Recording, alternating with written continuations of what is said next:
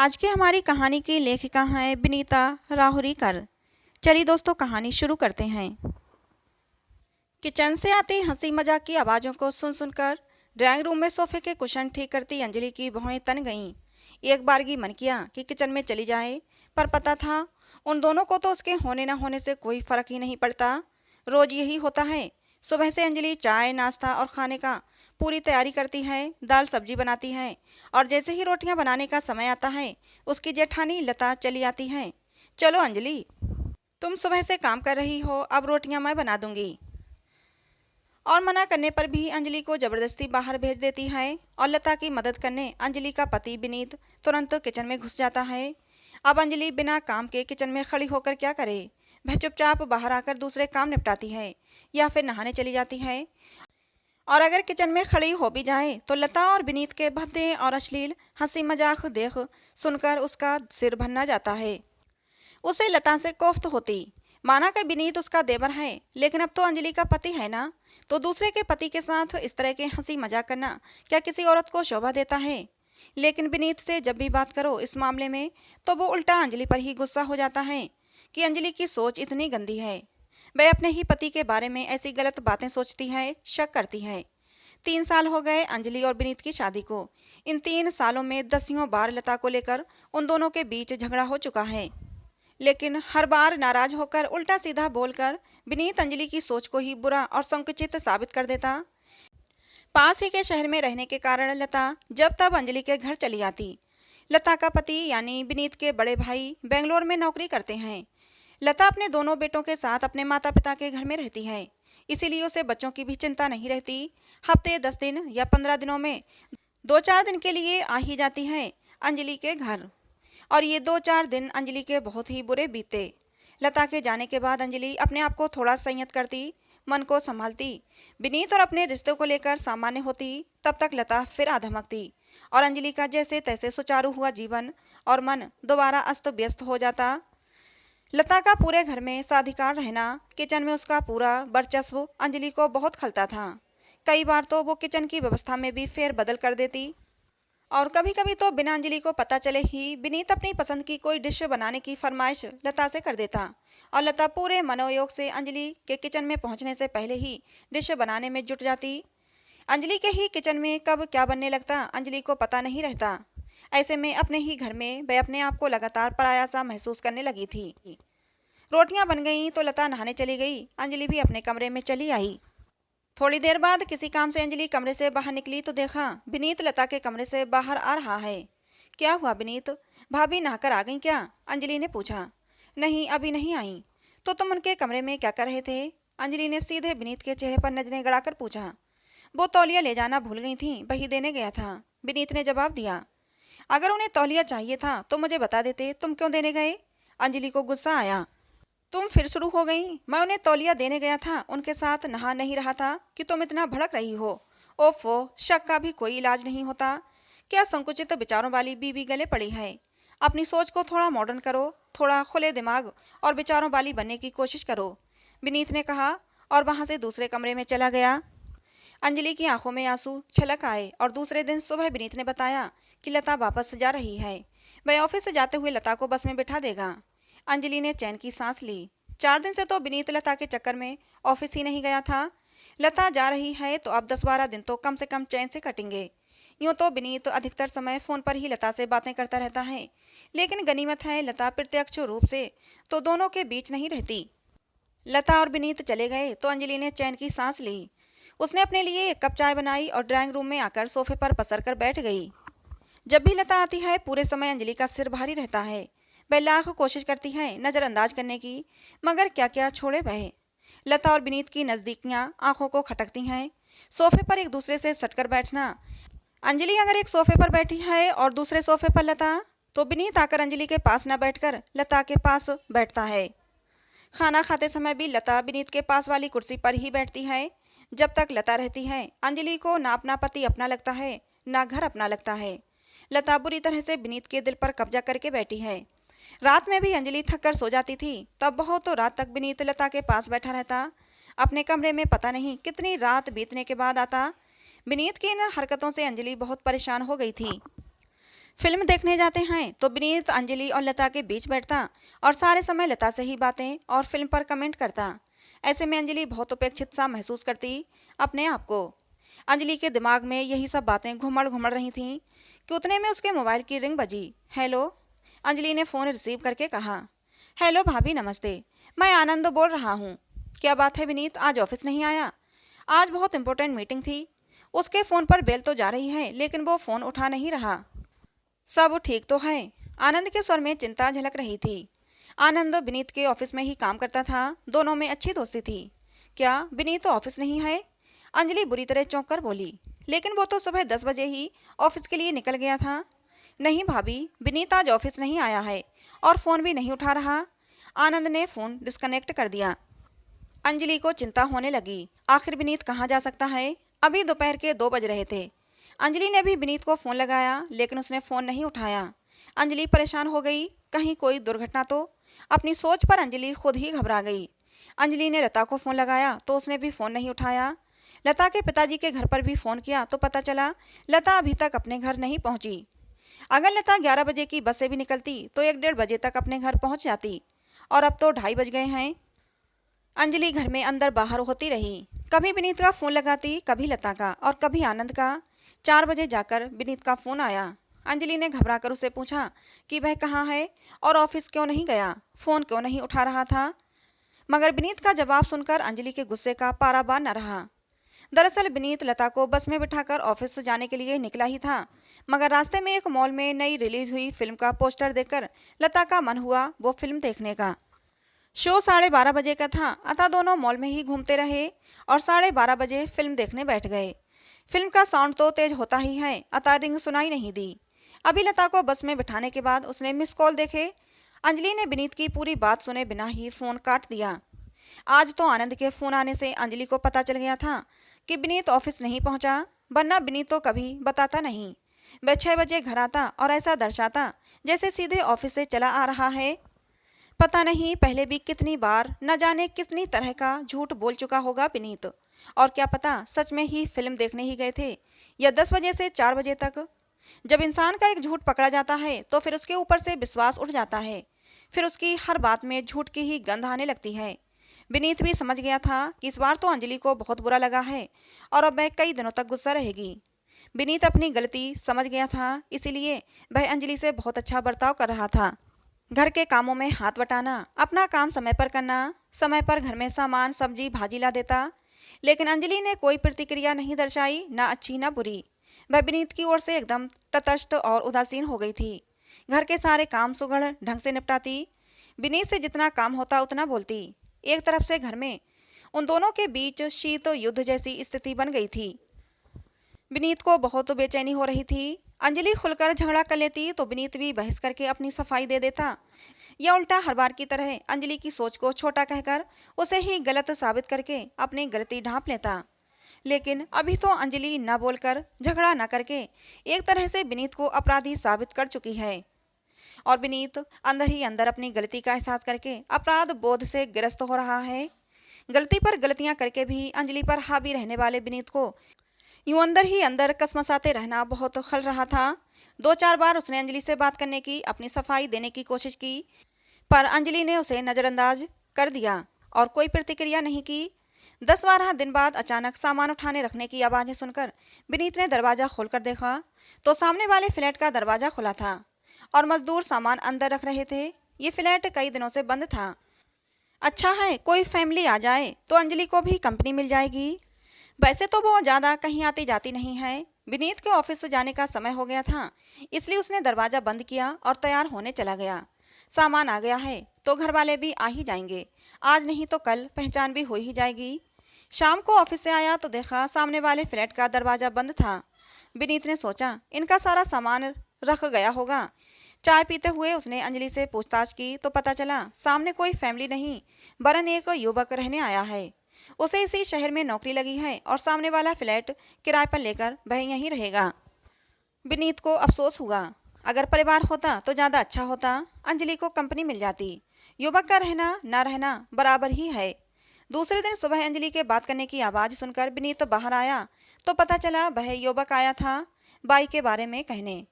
अंजलि ने उसके यहाँ अपनी झाड़ू पोंछे वाली बाई भेजने का आश्वासन दे दिया। थोड़ी देर बाद वह पीने का पानी भरने के लिए बर्तन लेने आया। विनीत के ऑफिस जाने तक वह युवक, जिसका नाम रोहित था, 4-5 बार कुछ न कुछ काम से अंजलि के पास आया। विनीत ने सरसरी निगाहों से उसे देखा। लंबा, गोरा, चिट्ठा, सुदर्शन नवयुवक था। शाम को विनीत ऑफिस से घर आया तो अंजलि ने चाय बनाई और रोहित को भी चाय पर बुला लिया। रोहित आया। तीनों ने साथ चाय पी और बातें की। विनीत को ये भला लड़का लगा। उसका परिवार पास के ही शहर में रहता था। घर में मम्मी पापा के अलावा दादी, एक छोटी बहन और भाई भी हैं। थोड़ी देर बाद बातें करके रोहित चला गया। 4-5 दिन में उसका घर व्यवस्थित हो गया। सामान जमाने में अंजलि ने उसकी मदद की। एक दिन विनीत घर आया तो अंजलि घर पर नहीं थी। रोहित के घर पर भी ताला लगा था। 5 मिनट बाद ही रोहित और अंजलि आ गए। अंजलि रोहित को किचन का कुछ जरूरी सामान खरीदवाने उसके साथ मार्केट गई थी। फिर तो हर रोज ही घर का कुछ न कुछ सामान लेने रोहित अंजलि को मार्केट ले जाने लगा। कभी ब्रेड बटर, दूध, कभी चादरें तकिए, कभी पर्दे का कपड़ा, कभी बाल्टी मंग और आईना इत्यादि। अंजलि रोज विनीत के आने से पहले यह समय पर वापस आ जाती। रात का खाना तो रोहित साथ ही खाता। 1-2 बार विनीत थोड़ा झुंझला भी गया था कि ये क्या रोज रोज उसके साथ बाजार चली जाती हो। ऐसा ही था तो उसकी माँ आकर उसका घर क्यों नहीं सेट कर जाती। तो अंजलि ने कह दिया कि उसकी दादी की तबीयत तो ठीक नहीं है और बहन की परीक्षाएं सिर पर हैं, इसलिए वह भी नहीं आ सकती। अंजलि को पता था कि विनीत को अंदर से तो और ज़्यादा बुरा लग रहा होगा उसका रोहित के साथ घूमना, मगर लता के साथ फिल्म वाला झूठ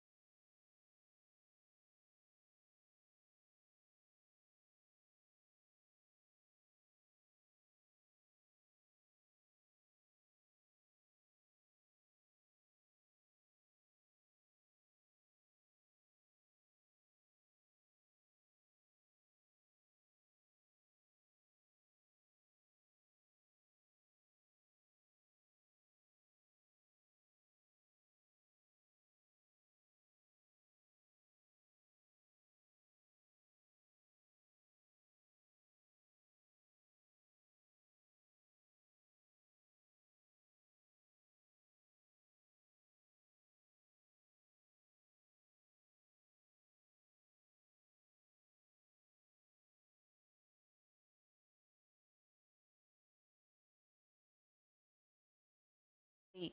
दूसरे दिन छुट्टी थी। लता विनीत के पीछे पड़ी फिल्म देखने के लिए। विनीत ने बड़ी चुपचाप से प्लान बनाया और ऐन समय पर अंजलि को कहा तैयार होने के लिए, मगर अंजलि भी भला कहाँ पीछे रहने वाली थी। उसने तपाक से रोहित को फोन लगा दिया और फिल्म देखने का आमंत्रण दे डाला। विनीत तो जल भुन गया। वह बेडरूम में आकर अंजलि पर गुस्सा करने लगा कि रोहित को ले जाने की क्या जरूरत है। तब अंजलि ने 2 टूक बोल दिया कि उसके और लता के बीच वह मूर्खों की तरह मुंह बंद करके बैठी रहती है। या तो अंजलि को भी घर पर रहने दे या फिर रोहित को भी साथ ले चले। विनीत के पास और कोई चारा नहीं था। वह बेमन से रोहित को भी साथ ले गया। विनीत ने सोचा वो सबसे पहले अंजलि को बिठाएगा, फिर लता को और उसके बाद वो अपने पास रोहित को। तब पूरी फिल्म में वो और लता पास बैठेंगे और अंजलि और रोहित 2 कोनों में। लेकिन अंजलि ने पहले ही सीट नंबर सुन लिया और फटाफट सिनेमा हॉल में घुसकर रोहित की बगल में बैठ गई। विनीत यहाँ भी मात खा गया। फिर तो पूरी फिल्म भर उसका मूड उखड़ा ही रहा। लता पहले तो बहुत कोशिश करती रही उसे कि वह पहले की तरह हंसी मजाक करे, पर आखिर में वह खुद भी खींच कर चुप हो गई। अलबत्ता अंजलि और रोहित ने पूरी फिल्म बहुत इंजॉय की। उसके बाद रोहित ने अपनी ओर से डिनर का प्रस्ताव रखा, जिसे अंजलि ने सहर्ष स्वीकार कर लिया। फिल्म के बाद वे लोग मॉल में ही घूमते रहे। फिर थोड़ी देर बाद मॉल के ही एक रेस्टोरेंट में डिनर करके लौटे। पूरे समय विनीत हूँ हाँ के अलावा कुछ नहीं बोला। विनीत के कारण लता को भी चुप रहना पड़ रहा था। बस रोहित और अंजलि ही दुनिया जहान की बातों में खोए हुए थे। दूसरे दिन लता तो किचन में रोटियां बनाने पहुंच गई, लेकिन विनीत नहीं गया। वह अंजलि के आसपास ही घूमता और बातें करता रहा, क्योंकि वह जानता था कि या तो अंजलि रोहित के घर चली जाएगी या फिर वह यहाँ आ जाएगा, क्योंकि वह अभी तक ऑफिस नहीं गया होगा। लिहाजा सारी रोटियां लता को अकेले ही बनानी पड़ी। वह तो विनीत के ही लिए यहाँ आती है। जब इस बार विनीत रोहित की वजह से उखड़ा हुआ है और उसका ध्यान पूरी तरह अंजलि पर ही अटका रहता है, तो वह बेवजह अपने दिन खराब करके क्या करे। विनीत के ऑफिस जाने के समय उसने कहा कि उसे बस में बिठा दे। अरे भाभी, आप इतनी जल्दी जा रही हैं? आप हैं तो घूमने फिरने में मजा आता है, कुछ दिन और रुक जाइए। कल रोहित ने हाफ डे लिया है, हम सब लेक पर घूमने चलेंगे। अंजलि ने लता को रोक लिया। विनीत जल भुन गया। इस बार पहली बार उसे लता का रहना बहुत बुरा लग रहा था। लता चली जाए तो रोहित के साथ बाहर घूमने फिरने की और टीवी देखने की जिल्लत से छुटकारा मिले। उसने लेक पर जाने का प्रोग्राम बहुत टालना चाहा तो अंजलि चिढ़ गई। क्यों विनीत, इससे पहले तो जब भी लता भाभी आती थी तुम छुट्टी ले लेकर फिल्में देखने और घूमने ले जाते थे, अब अचानक तुम्हें क्या हो गया? अंजलि की बात पर विनीत निरुत्तर हो गया। वह मन महसूस कर दूसरे दिन सबके साथ लेक पर गया। हमेशा अंजलि को उपेक्षित सा छोड़कर लता के साथ घूमने फिरने के मजे लेने वाला विनीत अब लता से भी कटा कटा सा घूम रहा था, क्योंकि उसका सारा ध्यान तो अंजलि और रोहित की बातों पर लगा था। घर वापस आकर लता मुंह फुलाकर जल्दी ही सोने चली गई। अंजलि कॉफी बना लाई और रोहित के साथ बातें करने लगी। विनीत थोड़ी देर बैठा रहा, फिर तंग आकर सोने चला गया। दूसरे दिन लता चली गई। विनीत ने चैन की सांस ली। लता थी तो सारा समय विनीत से चिपकी रहती थी और अंजलि को पूरी आज़ादी मिल जाती थी रोहित के साथ रहने की। विनीत ने तो आजकल लता को फ़ोन करना भी बहुत ही कम कर दिया था। लता ही फ़ोन लगाती थी तो विनीत थोड़ी बहुत बातचीत करके फ़ोन रख देता था। लता भी विनीत की बदलती प्रवृत्ति को समझ रही थी। विनीत अब ज़्यादा से ज़्यादा समय अंजलि के आसपास ही रहता। छुट्टी वाले दिन टीवी देखते समय वह यथासंभव अंजलि के पास सटकर बैठता या फिर उसका हाथ पकड़कर ही बैठता, जैसे कि अगर उसने हाथ नहीं पकड़ा तो वह भाग जाएगी। अंजलि को उसकी इन हरकतों से कोफ्त होती। विनीत रोहित से बचने के लिए अक्सर शाम को या छुट्टी वाले दिन बाहर लंच या डिनर या शॉपिंग का प्रोग्राम बना लेता। अंजलि को और चिढ़ होती, क्योंकि वह जानती थी ये सब सिर्फ उसे रोहित से दूर करने के लिए है और कुछ भी नहीं। आज तक तो वह अकेले में विनीत के साथ घूमने या डिनर पर जाने के लिए कह कहकर थक जाती, पर विनीत टाल देता कि अकेले घूमने क्या जाना, कोई साथ हो तभी मजा है, और वह साथ होता लता का। और अब वही विनीत अंजलि के साथ अकेले घूमने जाने के बहाने ढूंढता रहता है। रोज रोज नए नए प्रोग्राम बनाता है, कभी मेला देखने का, कभी फिल्म देखने का। अंजलि को हंसी आ जाती। पुरुष भी अपनी स्वार्थ सिद्धि में कैसे कैसे रंग बदलता है। अपने मतलब के लिए उसकी सोच किस चतुराई से बदल जाती है। और अंजलि अधिकतर तो गुस्से के कारण विनीत के साथ बाहर जाना टाल देती। 2-3 महीने निकल गए। अंजलि बदस्तूर रोहित से मिलती और हंसती बोलती। एक दिन विनीत से आखिर रहा नहीं गया, वह अंजलि से उलझ ही गया। आज वह अपने दिल की तिलमिलाहट दूर कर लेना चाहता था। अंजलि, आखिर ये रोहित के साथ तुम्हारा क्या चल रहा है? तुम्हें नहीं लगता कि तुम उसमें कुछ ज़्यादा ही इंटरेस्ट लेने लगी हो? बिल्कुल भी नहीं विनीत, मैं तो बिल्कुल सामान्य व्यवहार कर रही हूँ। इतना हंसना बोलना तो चलता है ना, अंजलि ने जवाब दिया। थोड़ा बहुत कहाँ, तुम तो आजकल बहुत ही ज़्यादा इन्वॉल्व हो रही हो उसके साथ, विनीत बोला। बिल्कुल नहीं, कभी कभार ही तो साथ मिलते बैठते हैं, अंजलि लापरवाही से बोली। कभी कभार कहाँ, रोज तो मुंह उठाकर चला आता है और फिर पूरे समय खाना खाते हुए या टीवी देखते हुए तुमसे सटकर बैठता है, विनीत झल्लाकर बोला। तो क्या हुआ, साथ बैठना कोई पाप है क्या? आदमी ने इतना खुले विचारों वाला तो होना चाहिए ना। अंजलि ने लता के मामले में कही हुई विनीत की बात को ही वापस उसके मुंह पर मारा। 2 पल को तो विनीत सकपका गया। उसे समझ नहीं आया कि वह क्या कहे। फिर अकड़कर बोला, मेरा डायलॉग मेरे मुंह पर मत मारो, मेरी बात अलग है। क्यों, तुम्हारी बात क्यों अलग है? इसलिए कि तुम पुरुष हो तो कुछ भी कर सकते हो और मैं औरत हूँ तो मुझे तुम्हारे कहने के हिसाब से चलना पड़ेगा। क्यों, क्या मुझ में अपना अच्छा बुरा समझने की अकल नहीं है? अंजलि तो नक्कर बोली। मैं जो कह रहा हूँ वो सुनो, मुझे तुम्हारी और रोहित की ये नज़दीकियाँ जरा भी पसंद नहीं, विनीत ने तेज आवाज में बोलकर अंजलि पर हावी होना चाहा। क्यों सुनूं मैं तुम्हारी? तुमने सुना था, समझा था कुछ भी? जब यही सब मैंने तुम्हें समझाना चाहा था तब तो तुम उल्टा मेरी ही सोच को खराब और छोटी कहकर उल्टा मुझ पर ही गुस्सा हो जाते थे। अब वही काम मैं कर रही हूँ तो तुम्हारी सोच बदल क्यों रही है? अब तो तुमको खुश होना चाहिए कि तुम्हारी पत्नी की सोच भी तुम्हारी तरह खुली और आधुनिक हो गई है। अंजलि उसे भी तेज आवाज में बोली, मैं ये सब कुछ नहीं जानता, बस मैं नहीं चाहता कि तुम रोहित से हंसो बोलो या उसके साथ घूमो फिरो। अपने पुरुषोचित अहम में डूबा विनीत सही गलत समझने को तैयार ही कहाँ था। क्यों नहीं बोलूं? मैं ऐसा क्या अलग कर रही हूँ जो तुमने नहीं किया है? अब तक वो दूसरी औरतों के साथ हंसना बोलना घूमना सट कर बैठना ये सब तुम्हें अच्छा लगता था तो इसमें कुछ गलत नहीं था, लेकिन जैसे ही ये सब मैं करने लग गई तो सब एकदम से गलत हो गया। ओहो, तुम भी कितने दोहरे मापदंड वाले व्यक्ति हो विनीत। अंजलि ने उसे धित्कारा। मैं वादा करता हूँ अंजलि कि मैं फ्लर्टिंग की आदत छोड़ दूंगा, बस तुम। विनीत के पास अब कोई चारा नहीं रह गया था। हाँ बस अब तुम किसी से भी बोलना छोड़ दो, बस मुंह बंद करके घर में पड़ी रहो। छी छी विनीत, तुम्हारी सोच कितनी ओछी है।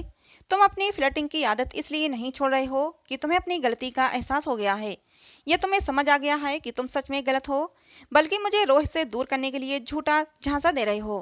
अब तक मेरे जीवन में कोई नहीं था तो तुम बदलने को तैयार नहीं थे, लेकिन जैसे ही मेरे जीवन में किसी का आना हुआ तुम अपने सारे विचार ताक पर रखकर गिरगिट की तरह रंग बदलने लगे। अंजलि हिकारत से बोली, नहीं, आपको ये त्याग करने की कोई ज़रूरत नहीं है, क्योंकि अब मैं अपने आप को बदलने वाली नहीं हूँ। विनीत का मुंह हारे हुए ज्वारी जैसा हो गया। और अगर मैंने रोहित से दूरी बना भी ली तो आप वापस अपने पुराने ढर्रे पर आ जाओगे, क्योंकि आप दिल से नहीं बदल रहे, सिर्फ मेरे और रोहित के बीच की नज़दीकियों के डर से बदलने की बात कर रहे हो। जिस दिन ये डर खत्म हो जाएगा तुम फिर अपनी बिंदास हरकतों पर उतर आओगे।